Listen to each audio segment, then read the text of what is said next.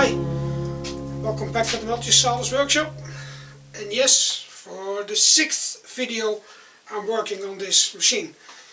I made a construction up here that I can put the router in, and the reason why I want to have this up here is that when I take out the drum sander attachment, that's how I should call it, attachment, then I can put a rod anywhere in between those holes with a round item on it that I want to have round, and can turn it by hand and then use the router to make it round. You see this kind of things often when people make drum shelves, things like that. So just a rod with a drum shelf in between, and you can turn it and then take the router every time a little bit, and you can make things round and smooth. So that's why I wanted to have this up here, and at the same time it makes the whole construction more sturdy, more accurate. The only thing I have to figure out is to make little supports that I can change in height for that rod to go through there and then hang some kind of a drum on it. That's another extra to this machine.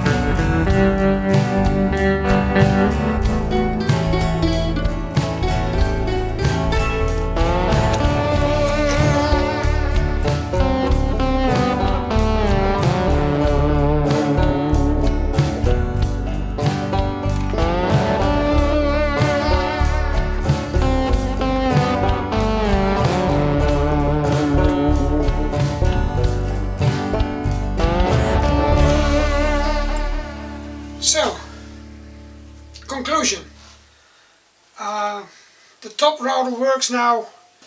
The only thing is that this M12 is a bit too flexible. So I should, maybe take M16 or M20, something really strong, and then just put the little wheels further apart. But I managed to get this nice round shape out of it, and as long as it's like a short circle, it's okay. But when you would have something big, it wouldn't be completely flat, I guess, because of the flexing here. But for now it's fine. The router works good, and I only have to put the dust extraction on that side and work from the front, from here, because of the movement of the router.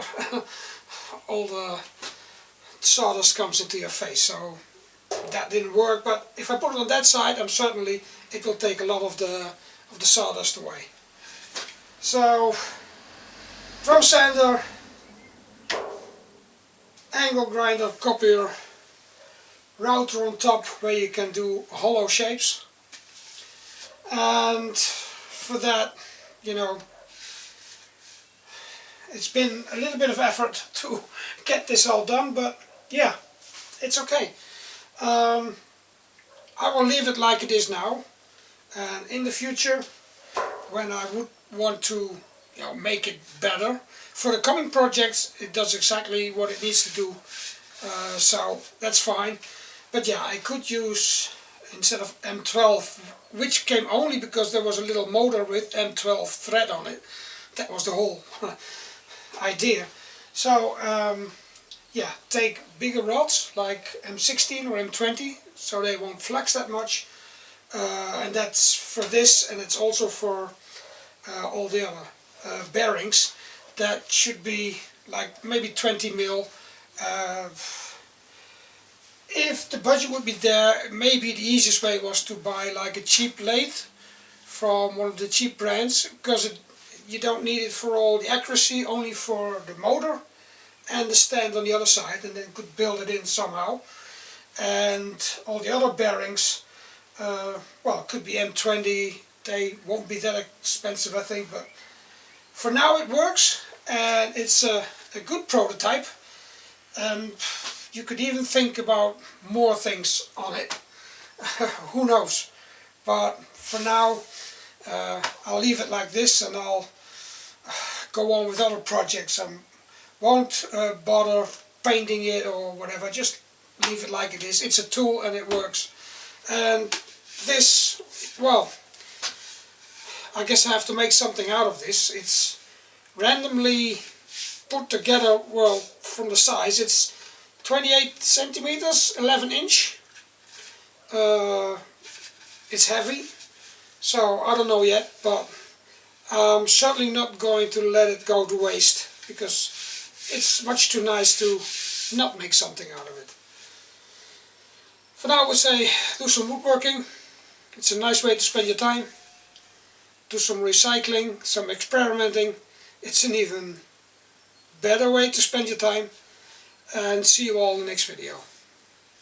Até logo.